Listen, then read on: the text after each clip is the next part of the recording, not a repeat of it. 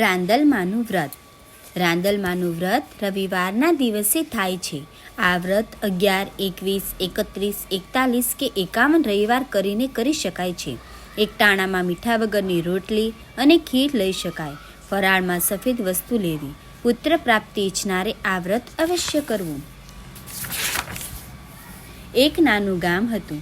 આ ગામમાં 2 ભાઈઓ રહેતા હતા. બંને ભાઈઓમાં ખૂબ પ્રેમ હતો. નાનપણથી માતા પિતાને છત્રછાયા ગુમાવ્યા પછી બંને ભાઈઓ પુરુષાર્થ અને પારમના બળે આગળ આવ્યા હતા. મોટો ભાઈ જાત મહેનતથી ભણ્યો ગણ્યો અને નાના ભાઈને પણ ભણાવ્યો. નાના એવા ધંધાથી શરૂઆત કરી. જ્ઞાતિમાં એક સારા કુટુંબમાં મોટાના લગ્ન થઈ ગયા.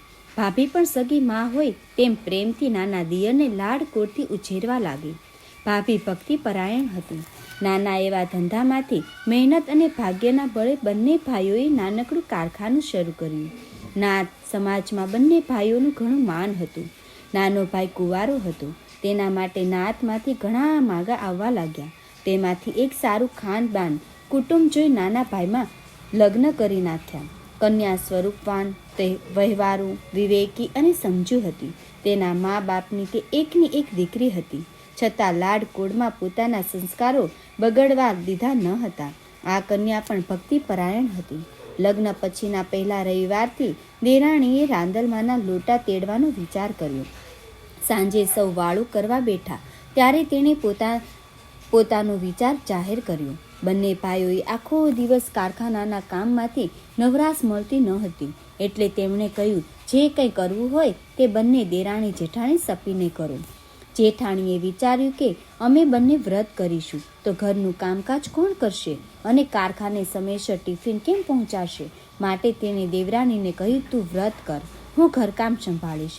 1, 2, 3, 4, 5 રવિવાર થયા. દેરાણી રાંદલમાનું વ્રત કરવા બાજોટ સામે આંખો બંધ કરી બેસી જાય. રવિવારે ઘરમાં કામ પણ વધારે હોય. જેઠાણી આખો દિવસ કામ કરી કંટાળી થાકી જાય. તેને મનમાં થયું કે દેરાણીને કામ કરવું ન પડે એટલે રાંદલમાના વ્રતનું બહાનું કાઢી બેસી રહે છે. મારે એકલીને ઘરનું કામ કરવું પડે છે. વળી રવિવારે દેરાણી ખીર અને રોટલી ઉડાવે છે એ મારે બનાવવું પડે છે. દેરાણી રાંદલમાના દર્શન કરવા મંદિરે જતી રહે છે. હું મારા પતિ અને દિયર પાસે આ વાતની ફરિયાદ કરું તો તે મારી વાત માનશે નહીં અને ઉપરથી ઠપકો આપશે. આમ જેઠાણી મનમાં ને મનમાં ઘૂંઘવાઈ રહી છે. હવે 11મો રવિવાર આવ્યો. દેરાણીએ વહેલા ઉઠી સ્નાન કરી બાજોટ ઉપર માનું સ્થાપન કર્યું. ઘીનો દીવો કર્યો, આરતી કરી અને જેઠાણીને કહ્યું, હું રાંદલમાના દર્શન કરવા મંદિરે જાઉં છું. આજે વ્રત હોવાથી મોડું જમવાનું છે. હું ખીર અને મોળી રોટલી રાંદલમાને ધરાવી એકટાણું કરીશ. આમ કહી ભોળા ભાવે દેરાણી રાંદલમાના મંદિરે દર્શન કરવા ગઈ. આ બાજુ જેઠાણીએ મનમાં ઘૂઘવાતા ખીરને રોટલી બનાવ્યા, પણ ઈર્ષ્યાના કારણે ખાંડને બદલે મીઠું નાખી દીધું. દેરાણી મંદિરેથી ભગવતી રાંદલમાના દર્શન કરી ઘરે આવી. ખીર અને રોટલી તૈયાર હતા. તેમણે પ્રસાદ માને ધરાવી દેરાણી એકટાણું કરવા બેઠી. માનું ધ્યાન ધરી ખીર અને રોટલીનો કોળિયો મોંમાં મૂકતા રાંદલમાં કોપાઈ માન થયા. દેરાણી સમજી ગઈ કે ખીરમાં મીઠું નાખી જેઠાણીએ મારા વ્રતનો ભંગ કરાવ્યો છે. પણ હવે શું થાય? દેરાણી મનોમન માતાજીની માફી માંગવા લાગી અને અનેક કાલાવાલા કરવા લાગી.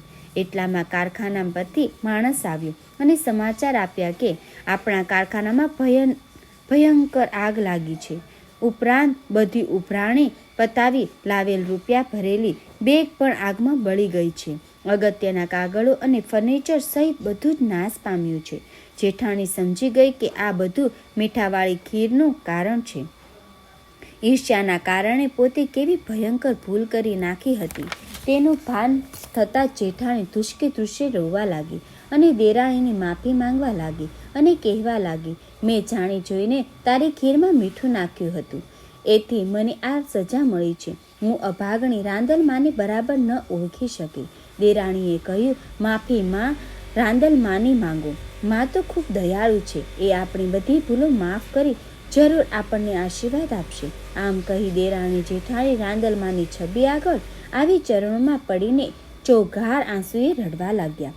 દેરાણીની ભક્તિ અને જેઠાણીનો ખરા દિલનો પસ્તાવો જોઈ રાંદલમાં પ્રસન્ન થઈ પ્રગટ થઈ કહેવા લાગ્યા, દીકરી, મૂંઝાઈશ નહીં. હું સદાય મારા ભક્તની સાથે છું. જે મારું વ્રત કરે છે તેના કુટુંબ પર હું કોઈ સંકટ પડવા દેતી નથી. જે પૂર્ણ ભક્તિ ભાવથી મારું વ્રત કરશે તેને હું મનવાંછિત ફળ આપીશ. તેની સર્વ મનોકામના પૂર્ણ કરીશ. દીકરી, અજાણતા તારાથી વ્રતનો ભંગ થયો છે. તારી જેઠાણીએ મારા પ્રસાદમાં ખીરમાં મીઠું નાખી મારો અપરાધ કર્યો છે. તેની સજા રૂપે તારો વૈભવ રાખ થઈ ગયો છે. પરંતુ હવે નવેસરથી ખીર રોટલી બનાવી તેનો પ્રસાદ વહેંચ અને મારા વ્રતનું ઉજવણું કર. 13 ગોવણીઓને બોલાવી જમાડી દાન દક્ષિણા આપવાનો સંકલ્પ કર. એટલે તારું ગયેલું બધું અનેક ગણું થઈને તને પાછું મળશે. આટલું કહી માતાજી અંતર ધ્યાન થયા. દેરાણીએ માના લોટા તેડવાનો અને વ્રતના ઉજવણાનો સંકલ્પ કર્યો. જેઠાણી પણ માની પરમ ભક્તિ બની ગઈ. બંને સપીને રાંદલમાનું વ્રત કરવા લાગી. થોડા સમયમાં ધંધો નવેસરથી જામી ગયો. ધન વૈભવ પહેલાં કરતાં અનેક ગણો વધી ગયો. થોડા સમય પછી જેઠાણી દેવરાણીને પુત્રની પ્રાપ્તિ થઈ. ગામની સ્ત્રીઓ પણ આ જોઈ રાંદલમાના વ્રતનો અને ઉજવણીની વિધિ જાણીને વ્રત કરી ધન અને સંપત્તિ પામી.